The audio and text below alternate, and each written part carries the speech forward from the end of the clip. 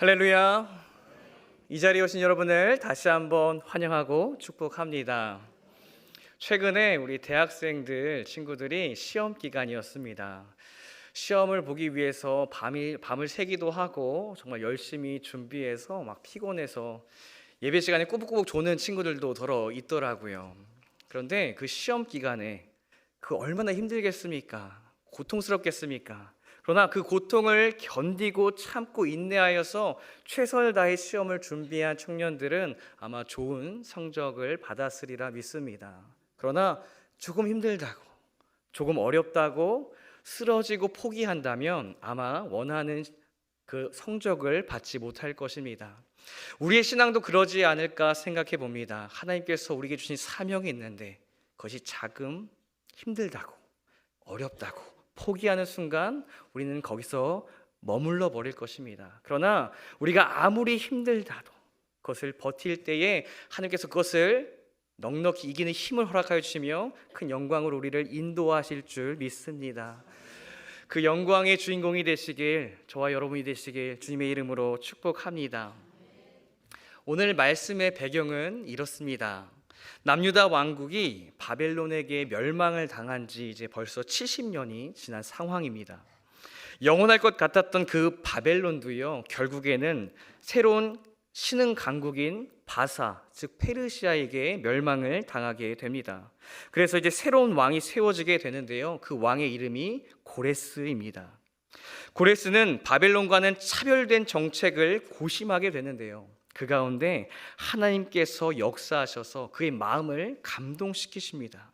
그 감동이 무엇이었냐면 바벨론의 포로들을 자기의 고향으로 돌아갈 수 있도록 명령하게 하셨고, 심지어 이스라엘 백성들이 예루살렘에 돌아가서 하나님을 찬양하고 예배할 수 있도록 그 모든 건축에 필요한 금과 은과 모든 물자를 제공하라는 명령을 내리게 하신 것입니다.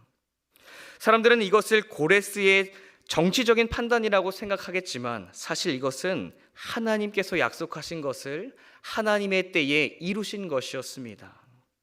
예레미야 29장 10절부터 11절 말씀에는 이렇게 기록되어 있습니다. 여호와께서 이와 같이 말씀하시느니라. 바벨론에서 70년이 차면 내가 너희를 돌보고 나의 선한 말을 너희에게 성취하여 너희를 그곳으로 돌아오게 하리라. 여호와의 말씀이니라. 너희를 향한 나의 생각을 내가 아나니 평안이요 재앙이 아니니라. 너희에게 미래와 희망을 주는 것이라. 하나님께서는 예레미야에게 이와 같은 약속을 하셨습니다. 그러나 그 약속을 기억하지 않았죠. 그 약속이 이루어질 것이라고 상상도 할 수 없었습니다. 그러나 하나님께서는 그 약속을 기억하셨고 하나님의 때에 하나님께서 그 약속을 고레스를 통해서 이루십니다. 여러분, 우리가 믿는 하나님은 어떤 분이십니까? 우리와 한 약속을 기억하지 잊지 않으시고 그 약속을 반드시 이루시는 신실하신 하나님임을 믿으시기 바랍니다. 그렇게 포로 귀환이 시작되었고 예루살렘 성전을 재건하는 일도 시작되었습니다. 예루살렘은 폐허였지만 돌아온 그 이스라엘 백성들은 자신의 집을 짓는 일보다 하나님의 성전을 짓는 일을 기쁨으로 열정으로 최선을 다해 시작했습니다. 왜냐하면 하나님을 이 땅으로 돌아오게 하신 그 은혜가 너무나도 컸고 감격스러웠기 때문입니다. 모든 것이 하나님의 은혜 가운데 잘 진행되었고 은혜의 하루하루였습니다. 그런데 문제가 생기기 시작합니다. 예루살렘 성전을 다시 짓는다는 소식을 들은 그 사마리아 사람들이요, 자신도 돕겠다고 지금 나서고 찾아왔기 때문입니다. 그들의 마음은 진심이었습니다. 나도 하나님의 성전을 짓고 싶다라는 거죠. 그러나 문제는요, 그들이 이방 민족들과 혼혈이 되었을 뿐만이 아니라 하나님과 더불어 이방 신들을 함께 섬기는 혼합주의적인 신앙생활을 하고 있었기 때문입니다. 여러분, 북이스라엘과 남유다가 왜 멸망했습니까? 단순히 군사력이 약했기 때문에, 경제적으로 부족했기 때문에 멸망했던 것이 아닙니다. 북이스라엘과 남유다가 멸망하게 된 궁극적인 이유는 하나님뿐만 아니라 바알과 아세라를 비롯한 가나안의 여러 이방인들을 함께 섬기는 우상 숭배에 빠졌기 때문에 하나님께서는 그 죄를 진멸하시기 위해 그들을 이방인의 손에 붙이신 것입니다. 그런데 지금 그 하나님과 이방신들을 함께 섬기는 그 사마리아인들이 찾아와서 성전을 함께 건축하겠다고 요청하고 있는 것입니다. 그들의 요구에요, 스룹바벨과 예수아는요 그것을 단호하게 거절합니다. 그들의 조상들이 범했던 그 잘못으로부터 벗어나서 다시 되풀이하지 않기 위해서 아름답고 하나님 앞에 거룩한 그 성전을 짓기 위하여 나는 너희와 함께 성전을 짓지 않겠노라 라고 선언하면서 그들의 요청을 단호하게 거절합니다. 여러분, 이것이 얼마나 아름다운 모습입니까? 하나님께서 보시기에도 얼마나 귀중하고 기뻐하실 만한 결단이었을까요? 그러나 아이러니하게도요, 그 믿음의 결단이 오히려 고난의 시작을 맞이하게 되는 것입니다. 그 이후로부터요, 사마리아 사람들은 성전 건축을 하지 못하도록 방해하기 시작하는 것입니다. 여러분, 우리가 신앙생활을 하면서요, 주님을 선택했기 때문에 받는 고난들이 있지는 않았습니까? 예수님을 믿기 때문에 힘들었던 적 있지는 않으셨습니까? 내가 예수님 앞에 더욱더 나아가기 위해서 나의 편안과 나의 안전과 나의 그 어떠함을 포기한 경험이 있지는 않으십니까? 많은 성도들이요, 그 이해할 수 없는 그 고난 앞에 낙담하고 좌절할 때가 참 많습니다. 시편의 기자도요, 다음과 같이 고백합니다. 시편 73편 2절부터 3절까지 말씀 제가 읽겠습니다. 나는 거의 넘어질 뻔하였고 나의 걸음이 미끄러질 뻔하였으니 이는 내가 악인의 형통함을 보고 오만한 자를 질투하였음이로다. 또한 시편 73편 13절과 14절 말씀에 보면 내가 내 마음을 깨끗하게 하며 내 손을 씻어 무죄하다 한 것이 실로 헛되도다. 나는 종일 재난을 당하며 아침마다 징벌을 받았도다. 이 시편의 기자도요, 악인의 형통함을 보고 하나님 앞에 정결하고 거룩한 삶을 살았음에도 불구하고 어려운 고난을 겪고 있는 자신의 삶을 바라보면서 참 시험당하고 있는 그러한 고백을 다음과 같이 하고 있는 것입니다. 여러분, 이러한 고난이 우리에게 찾아올 때 여러분의 마음은 어떻습니까? 우리는 그 고난 앞에서 어떻게 그 고난을 뛰어넘어서 하나님의 영광으로 찾아갈 수 있을까요? 여러분, 하나님을 선택한 그 이유 때문에 받은 그 고난에 시험 들지 마시고 그 고난을 넉넉히 이길 수 있는 저와 여러분이 되시길 주님의 이름으로 축복합니다. 그 고난을 뛰어넘는 순간 하나님께서는 우리에게 큰 영광을 허락해 주실 것입니다. 고난을 넘어 영광으로 들어가기 위해서 첫 번째로 우리는 우리의 시선을 하나님께 두어야 합니다. 우리의 시선이 세상을 향하게 될 때요, 인과응보의 함정에 빠지기 쉽습니다. 인과응보는 행위의 선악에 따라 그에 상응하는 결과를 받게 된다는 사자성어입니다. 이 말은 권성징악과 함께 교훈을 주기 위해 사용하는 말이기도 하죠. 그러나 우리는 인과응보의 함정을 조심해야 합니다. 왜냐하면 우리의 현실은 그렇지 않을 때가 더 많기 때문입니다. 과도한 인과응보에 대한 기대는요, 우리를 절망케 합니다. 우리가 지켜야 할, 정말로 붙잡아야 할 가치를 놓치게 하는 그런 절망을 우리에게 안겨준다는 것입니다. 스룹바벨과 예수아가 사마리아 사람들에게 성전 건축을 돕지 못하게 하자 그들이 갑자기 돌변하기 시작합니다. 4장 4절부터 5절 말씀을 제가 읽어드리겠습니다. 이로부터 그 땅 백성이 유다 백성의 손을 약하게 하여 그 건축을 방해하되 바사왕 고레스의 시대부터 바사왕 다리오가 즉위할 때까지 관리들에게 뇌물을 주어 그 계획을 막았으며, 이때부터 그들은요, 성전 건축을 방해하기 시작했습니다. 유대 백성의 손을 약하게 하고 건축을 방해했으며 뇌물을 주면서까지 지금 성전 건축의 계획을 막고 있는 것입니다. 이처럼 방해와 어려움이 계속되자 이스라엘 백성의 마음은요, 흔들리기 시작했습니다. 왜냐하면 그들은 인과응보에 따라서 당연히 하나님의 축복을 기대했기 때문입니다. 그런데 지금 사마리아인들의 방해와 어려움만 계속 되풀이되고 있는 이 상황이 절망스러웠던 것입니다. 그러자 이스라엘 백성들은 조금씩 하나님에 대한 은혜가 아니라 현실적인 문제에 눈을 돌리기 시작합니다. 성전을 짓는 것보다 더 중요한 것들이 생기기 시작하고 아직 성전을 지을 때가 아니라면서 합리화하고 성전을 짓는 일을 계속 미루게 됩니다. 그렇게 1년, 2년, 다리오 제2년이 되기까지 15년 동안 그 성전 건축 사업이 멈추게 됩니다. 여러분, 우리가 우리의 공로에 대한 보상에 주목하게 되면 그 순간부터 은혜는 사라지고 서운함과 원망이 우리를 사로잡게 됩니다. 그러나 우리의 시선이 하나님을 향할 때 우리는 비로소 상황과 결과에 일희일비하는 것이 아니라 하나님의 영광에 다가갈 수 있는 저와 여러분이 되신 줄 믿으시기 바랍니다. 우리가 세상에 주목할 때, 우리의 그 공로를 주목할 때 우리의 공로에 대한 보상만을 찾게 됩니다.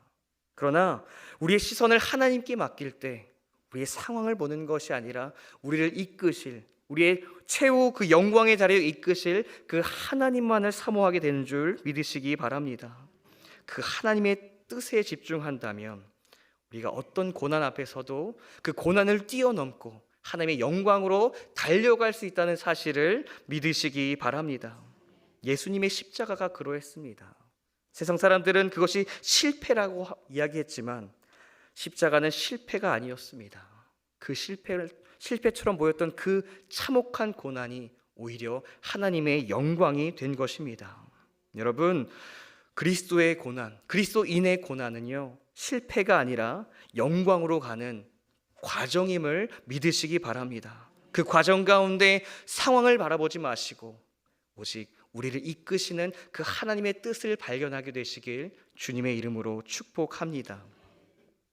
두 번째로, 고난을 넘어 영광으로 들어가기 위해서는 세상의 소리가 아니라 하나님의 음성, 그 말씀을 들어야 합니다.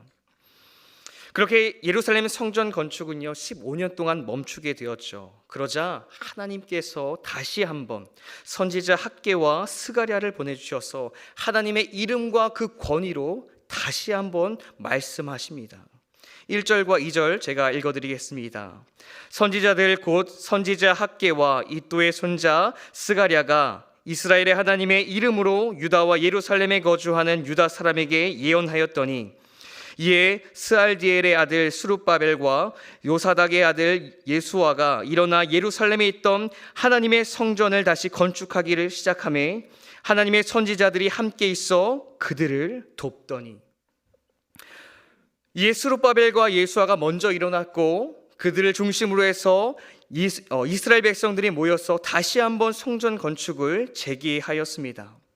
선지자들도요 백성을 도와서 하나님의 말씀을 증거했고 격려하면서 그 성전 건축을 다시 한번 시작하게 되었습니다.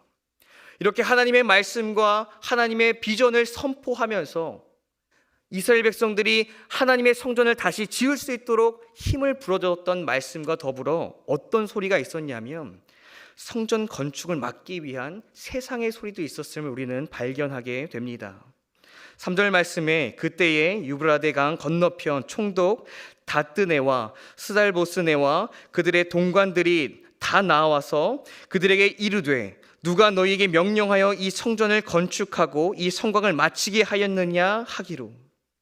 성전 건축이 다시 시작하자 이번에는요 바사 왕국의 총독이었던 다뜨네와 스달보스네와 그리고 그와 동급에 있었던 수많은 총독들이 달려와서요 지금 그 성전을 짓지 못하도록 압력을 행사하고 있는 것입니다. 이것은 당시 정치적으로 반란이 심했던 그런 시기였기 때문에요 특별한 행동만 보여도 민감하게 반응했던 모습이 있었습니다. 그래서 한 사람도 아닌 여러 명의 총독이 지금 달려와서 그 이스라엘 백성이 성전 건축을 하는 것을 지금 제지하고 있는 것입니다. 여러분, 이 총독의 발언권은요 앞서 성전 건축을 방해했던 그 사마리아인들의 방해보다 훨씬 더 직접적이었고 강력한 압박이었습니다.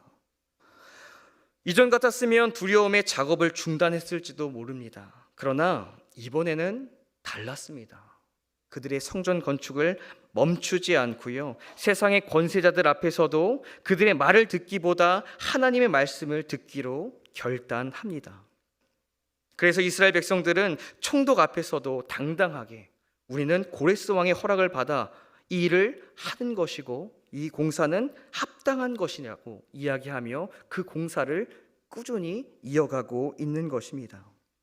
여러분, 성경은요, 하나님께서는 세상의 소리에 흔들리지 않고 하나님의 말씀에 순종한 그 장로들과 이스라엘 백성들을 돌보고 있다고 말씀하고 있습니다. 여러분, 우리의 눈에는 우리가 보는 그 상황 가운데서는 때로는 하나님의 말씀에 순종함으로 고통받고 실패하는 것처럼 보이지만 그 가운데 하나님의 돌보심이 있다는 사실을 믿으시기 바랍니다. 하나님께서는 하나님의 말씀에 순종하면서 그 고난을 이기고 있는 우리와 함께 하시며 우리를 돌보십니다. 세상의 그 소리에 미혹되지 않기를 바랍니다. 세상의 그 소리 때문에 우리 믿음이 흔들리지 않기를 바랍니다. 주님께서는 그 말씀에 순종하는, 고난 가운데서도 포기하지 않는 그 백성들을 눈동자같이 지킬 것입니다. 여러분, 과연 우리는 어떠한 소리에 귀를 기울이면서 살아가고 있습니까? 세상의 소리입니까? 아니면 하나님의 말씀에 집중하고 계십니까? 우리를 향한 세상의 여러 가지 소리가 있을 것입니다. 그 소리는 때로 우리를 두렵게 하고 때로는 우리를 기쁘게 하며 우리의 마음을 사로잡고자 할 것입니다. 그러나 그것은 우리를 끝까지 책임지지 못할 것입니다. 설령 우리의 산까지는 책임질지 못지라도 우리의 영혼까지는 결코 책임지지 못한다는 사실을 기억하시길 바랍니다. 여러분, 그 헛된 소리에 휘둘리지 마시길 바랍니다. 우리가 정말로 들어야 할 말씀은 우리의 영혼까지도 책임져 주실 그 하나님의 신실하신 약속이자 말씀임을 믿으시기 바랍니다. 우리가 고난 가운데서도 담대할 수 있는 이유는 우리를 향하신 신실하신 하나님의 약속이 있기 때문입니다. 이미 예레미야 선지자를 통해서 그 약속이 70년 만에 이루어지는 모습을 우리는 보았습니다.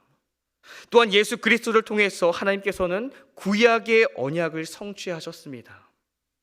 그리고 그 하나님께서 그를 믿는 자마다 멸망치 않으시겠다고 하셨던 그 약속을 우리에게도 지킬 것입니다. 여러분, 그 주님의 음성을 듣고 그 주님의 말씀 앞에 순종할 수 있는 저와 여러분이 되시길 주님의 이름으로 축복합니다. 그 순종이 고난을 넘어 영광으로 우리를 인도하게 할 것입니다. 그 영광의 주인공이 되시길 주님의 이름으로 축복합니다. 마지막으로 고난을 넘어 영광으로 들어가기 위해서는 분명한 정체성이 있어야 합니다. 바사 제국의 총독들은요, 고레스 왕이 조서를 내려 성전을 건축했다는 이 이스라엘 백성의 말을 듣고요, 확인차 다리오 왕에게 서신을 보냅니다. 그리고 그 서신의 내용을 보면 성전을 재건한 사람이 누구인지 묻는 내용이 등장하는데요. 에스라 5장 10절부터 11절 말씀 제가 읽어드리겠습니다.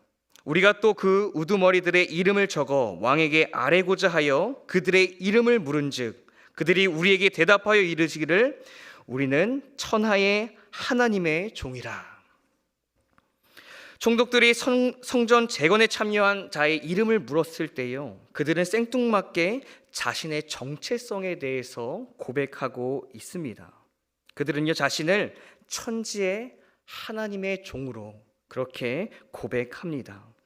이 고백은요, 성전을 다시 재건하라고 명령하신 분도 하나님이시며 그 하나님의 명령 앞에 우리는 순종하여서 이 성전을 재건하고 있음을 분명하게 말씀하고 있는 것입니다. 심지어 이 성전이 파괴된 것도 바벨론에 의해서 파괴된 것이 아니라 조상들의 죄를 가증히 여기신 하나님의 짐벌로서 하나님께서 허무셨다고 고백하고 있습니다. 예루살렘 성전의 운명은요, 세상의 절대 주권자이신 하나님의 손에 달렸다고 지금 이스라엘 백성은 고백하고 있는 것입니다. 이러한 이스라엘 백성의 정체성은요, 총독의 서신에도 나타날 정도로 분명한 정체성을 가지고 지금 고난 중이지만 성전을 재건하고 있는 것입니다. 여러분, 우리가 믿는 하나님은 어떤 하나님입니까? 그리고 우리는 그 하나님을 무엇이라고 고백하고 있습니까? 우리가 믿는 하나님은요, 세상의 절대 주권자이심을 믿으시기 바랍니다. 그렇습니다. 하나님께서는 세상의 절대 주권자로서 바벨론을 통해서 예루살렘 성전을 무너뜨리시고 또한 페르시아를 통해서 그 예루살렘 성전을 다시 세우고 계신 것입니다. 여러분, 바벨론이 한 것이 아닙니다. 페르시아가 한 것이 아닙니다. 세상의 그 어떠한 왕이 한 것이, 권세가 한 것이 아닙니다. 오직 하나님께서 하신 것입니다. 모든 것이 하나님의 주권 아래 있음을 믿으시기 바랍니다. 결국 하나님께서는요, 그 다리오 왕의 마음까지도 바꾸셔서 성전 건축을 방해하지 못하도록 막아주셨고 필요한 경비를 지원받게 하셨으며 번제로 드릴 숫송아지와 순양, 어린 양 등의 모든 그 제물을 부족함이 없이 날마다 공급하게 하셨습니다. 그리고 결국 그 성전을 완공하셨습니다. 여러분, 그 하나님께서 우리의 아버지 되심을 믿으시기 바랍니다. 그러한 분명한 확신이 있을 때 우리는 어떠한 고난 앞에서도 좌절하고 넘어지는 것이 아니라 그 고난을 넘어 영광으로 나가게 될 것입니다. 여러분, 성도는 우리를 향하신 하나님의 계획을 신뢰하며 그분의 명령을 순종하는 사람입니다. 여러분, 그거 아십니까? 순종에는 실패가 없습니다. 왜냐하면 순종의 결과는 하나님께 달려있기 때문입니다. 순종의 삶을 살아가는 우리를 낙담케 하는 것이 무엇입니까? 우리의 공로와 결과를 바라보지 마시고 우리의 역경과 고난 가운데서도 우리를 향하신 하나님의 뜻을 바라보시길 바랍니다. 우리의 시선이 하나님께 향하면, 우리를 인도하실 그 하나님을 발견하게 된다면 우리 앞에 놓여있는 그 고난은 더 이상 우리에게 고난이 되지 않을 것입니다. 여러분, 고난 너머에 있는 그 영광을 바라보시길 바랍니다. 하나님께서는 그 영광을 예비하시며 우리를 인도하십니다. 그 하나님의 신실하신 약속을 신뢰하며 고난 가운데 좌절하고 포기하지 않고 그 고난을 뛰어넘을 수 있는, 그래서 영광의 주인공이 되시는 저와 여러분이 되시길 주님의 이름으로 축복합니다.